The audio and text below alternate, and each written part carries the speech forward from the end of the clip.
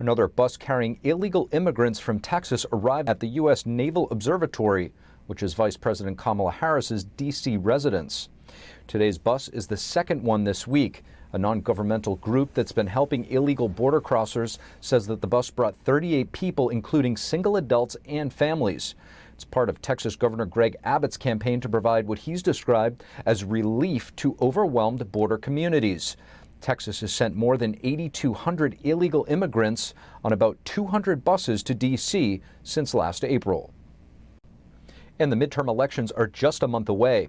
One key issue on many voters' minds this year will be illegal immigration. We had a chance to sit down with E.J. Antoni, research fellow at the Heritage Foundation, to discuss the impact of illegal immigration both on the midterms and on the U.S. economy. Here's a look. E.J. Antoni, thank you so much for joining us. My pleasure. Thank you for having me. E.J., right now we have the midterm elections coming up. A lot of talk about illegal immigration. What are some of the main points that you think are pressing right now? Well, I think one of the key things to look at is in terms of what is going on in our immigration system. What is wrong with it right now? What the detrimental effects are that stem from that. A lot of it goes back to the fact that we don't have a meritocracy when it comes to immigration. I mean, we don't have meritocracy when it comes to a lot of things anymore, but particularly when it comes to immigration. We're no longer concerned about bringing the best and the brightest here. And one of the reasons why we can have that luxury, if you want to call it that, is because of the welfare state. And when you have a welfare system that allows people to come to this nation and not to work and not to make their own way and to essentially leech off of the system, not that all migrants do that, but some certainly do. When you have that kind of a system in place, now merit no longer needs to factor in to your decision to come to this country. So what is the economic detriment to the country with illegal immigration? Well, there are a few things that happen. One of which is that it really affects the wages of Americans, but also it affects taxes. The reason for that is because it has such a drag on government expenses, and obviously those expenses need to be paid for via taxes. When you have a welfare system that not only allows for these immigrants to be leeches on the system, but actually encourages it, right? That adds a tremendous cost. And just to illustrate that point, if you go back to the '96 welfare reform, which was signed by a Democrat, Bill Clinton, half of the savings from that legislation came from the exclusion of migrants, and those were legal migrants, but the exclusion of migrants from the welfare state. Another part of the coin, it's something that's really not talked about even by Republicans, is the term economic migrants. Could you explain that and give us your thoughts on this? Certainly. I mean, like most euphemisms today, though, this one isn't really grounded in much reality. Obviously, people can have a better life here than in just about anywhere else in the world, whether you work or not. Right? I mean, if you're willing to work, you can make your way in America. That is still true, to a lesser extent than it used to be years ago, but it's still true. However, if you choose not to work, you can also make a pretty comfortable living here in America. There's really not even a problem of income inequality in our country. The problem is income equality. And what I mean by that is that if you look at, for example, people in the lowest income quintile, who do not work at all, a family of four, let's say, who are on all kinds of government assistance, they have roughly the same disposable income as that same family of four in the middle income quintile. In other words, why is the average man working? Why would the common man break his back to provide for his family when the government would do it for free? And that provides a tremendous disincentive for people not to work. So again, if you're going to come to this country to get a better life for yourself, I think that's wonderful. But if you're going to do it on the taxpayer's dime, I don't think that's wonderful at all. Unfortunately, though, they have that option. If it's just as simple of a policy change or a flip of a switch, why do you think Democrats or the current administration is not willing to do something? Yeah, that's a great question. I suppose the pithy answer is you just have to ask them. But if I could, speculate for a moment, I think it has a lot to do with voting. I think they believe that they are engineering a permanent voting base by creating a permanent class of people that are essentially beholden to them for their support. Because once you get on to that very addictive regimen of welfare, it's incredibly difficult to ever break free. E.J. Antoni, thank you. Thank you for having me. Gun sales are still at near record highs. The firearms industry and FBI have counted over 1 million sales each month over the past 3 years. The year with the most gun sales is 2020, followed by 2021. This year is on track to come in third. Industry experts say that 1.2 million guns were sold in the month of September because about 8 in 10 people think that violent crime has risen. They say gun buyers are responding to a need for personal safety. High inventory and lower prices are making gun ownership easier. Inflation may be affecting other merchandise, but gun industry experts are saying prices are lower now than they've been in over a decade.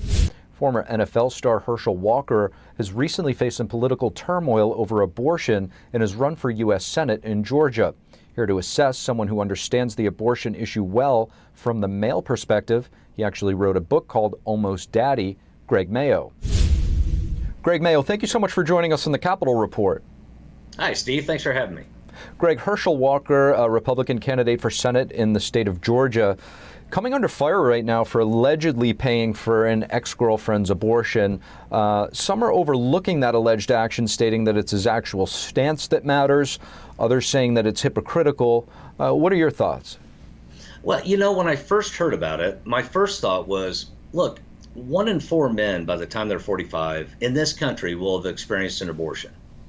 So the fact that he had one maybe doesn't surprise me at all. And if he did, then I think he deserves forgiveness and he needs to be shown a pathway to healing from the grief from the loss of a child. But the fact that he may or may not have had an abortion and it came up, I guess it really didn't bother me all that much. And by the way, Steve, we know that this data, these statistics aren't really that different inside or outside the church. So it wasn't a surprise to me. I just hope he finds the healing he needs. Greg, while we're on the issue of abortion, a lot of people think this is just a woman's issue, but you say it also affects men. Explain. Abortion affects men profoundly. Number one, they're losing a child as well. They have a child that dies, the same as a miscarriage or a stillbirth. And what we're finding out is that just as many men were against the abortion, fought against the abortion, as there were that either didn't know about it until after the fact or that were either complicit or pushed for it. So as a father, and you're a father the moment the child's conceived, right? It just as a mother is a parent at that moment. When you lose a child to abortion, there is pain and there is healing and a process that needs to be gone through. And for years, men's voices have been silent. They've been told they didn't have a place in the conversation or a seat at the table, if you will, which is why I wrote the book I did and why I go around and talk about it to groups of people now. Greg, do you see or have you seen men that are pro-abortion who may have even encouraged their significant others to have one or went along with one, regret it and have a turnaround on the issue? And how do you think such people should be viewed? Yeah, so with love and forgiveness, like anybody that makes a mistake, first of all, and yeah, I see it all the time. So in an unplanned pregnancy situation, there's that immediate heightened anxiety, confusion, fear. Oh my gosh, what's going to happen? What am I doing? And a lot of times men report right after the abortion feeling relief, crisis averted, right? It's not until sometime later, and oftentimes years, Steve, when men get in touch with the fact that, hey, you know what, I lost a child.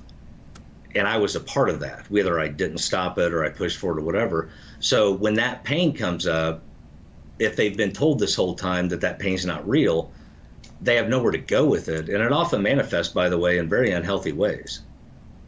Really interesting points there. Just switching gears, going back to Herschel Walker, his son was just praising his father on national TV a few short months ago. And now because of the blood sport of politics, he's turned on his father. Why do you think that is? Could be a myriad reasons. Look, I raised 4 sons, and I wasn't a perfect dad.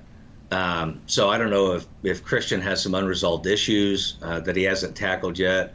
I don't know if we know that abortion affects other people, right? Not just the mom and the dad and the baby. So maybe when the abortion thing came out, if it's true, maybe that's having an impact on Christian. Maybe he's looking at it and saying, hey, my dad's supposed to be a Christian like me.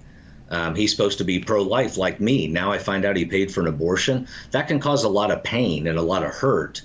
And I think that that has a lot to do with his turning at this point on his father. I read some of the tweets, and that doesn't sound like somebody who's in a calm, logical place. That sounds like somebody who is very upset and very emotional right now. Greg Mayo, thank you for joining us. Thank you, Steve. Multiple lawsuits are in the works since the FBI's raid on former President Trump's Mar-a-Lago estate. One of them is from Judicial Watch against the Biden administration's Justice Department. Joining us to discuss, we have President of Judicial Watch, Tom Fitton. Tom Fitton, thank you so much for joining us on the Capitol Report. You're welcome. Tom, Judicial Watch filed a couple of notable lawsuits, one for records on the Biden raid on, or the DOJ raid on Mar-a-Lago. Could you tell us about this, and are there any updates? Well, the update is that, these these agencies that are so interested in transparency and getting these records to the American people don't want to tell the American people about what they were doing. We've sued the Justice Department and the FBI for records about the raid, for communications, for instance, with the White House about the raid. And separately, we've sued the National Archives that was forced to release records finally to us this week about the raid. And this was over records they've been hiding for months from the American people. So for, an investigation that's about getting records about what the government's up to, which is presumably, or what they're saying, the reason they were interested in getting these records from Trump, I think it's more than ironic that they're refusing to turn over records to the American people as the law requires about the basis for their, in my view, harassment of Trump. Judicial Watch has also sued the California Secretary of State for prompting YouTube to censor key election integrity videos just before 2020, the election. Tell us about this suit. That's a disturbing revelation that we uncovered, that the California Secretary of State just, I think it was September 2020, flagged a Judicial Watch YouTube video about election integrity and about a lawsuit in California, or lawsuits in California related to election integrity. And YouTube jumped immediately through their hoop and censored Judicial Watch's video and took it down. It remains down to this day. And, when the government gets involved in censoring citizens, that raises First Amendment concerns.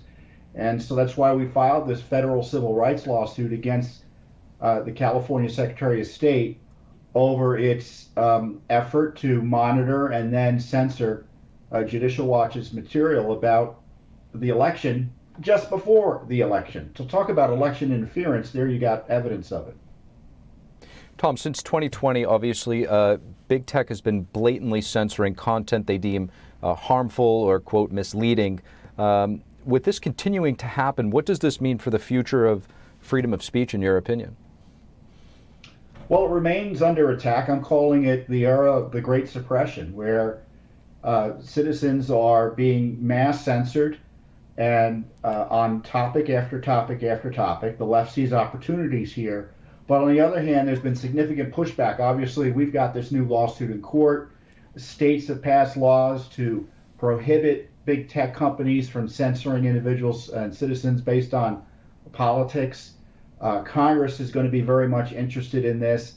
And I think the courts are going to be less deferential to big tech when they, in my view, are caught with their thumb on the scales on behalf of a political party or an ideological movement, as opposed to just monitoring content in a neutral way that prevents, for instance, violence or things like that from being promoted, as opposed to critiques of COVID policy or concerns about election integrity. That's no fair basis to censor people. Tom, before I let you go, I just want to get your thoughts on Elon Musk's, inevitable takeover of Twitter. Will this open the door or somehow put pressure on big tech companies as truth is allowed to spread and go viral, do you think? What are your thoughts? Well, in many ways, it's going to be up to Elon Musk to put the pressure on, because he's going to be the owner, or at least it looks like that may be the case. Who knows what will happen? But it's a big opportunity to, stake a flag on behalf of the First Amendment by Elon Musk. And I'm hoping he exposes what Twitter's been up to. I mean, it's bad enough when the companies are doing this censorship in a way that suppresses free speech. But when they're involved with the government, which is what we're seeing increasing signs of, that's where the true scandal is. And to the degree he can expose that and oppose it, Americans will be better off. Judicial Watch's Tom Fitton, thank you so much. You're welcome. Thank you. And House GOP lawmakers are asking the Biden administration about what it's doing to protect critical U.S. research from Chinese espionage.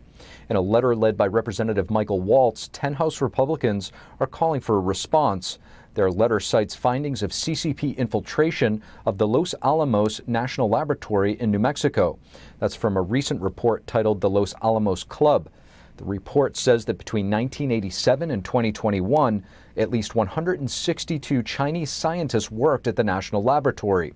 These scientists all returned to China in various research capacities for the CCP. That includes 90 postdoctoral researchers that were recruited through CCP talent programs. The letter asks about the Biden administration's protective policies with respect to the CHIPS Act. The act will fund U.S. semiconductor chip research and manufacturing.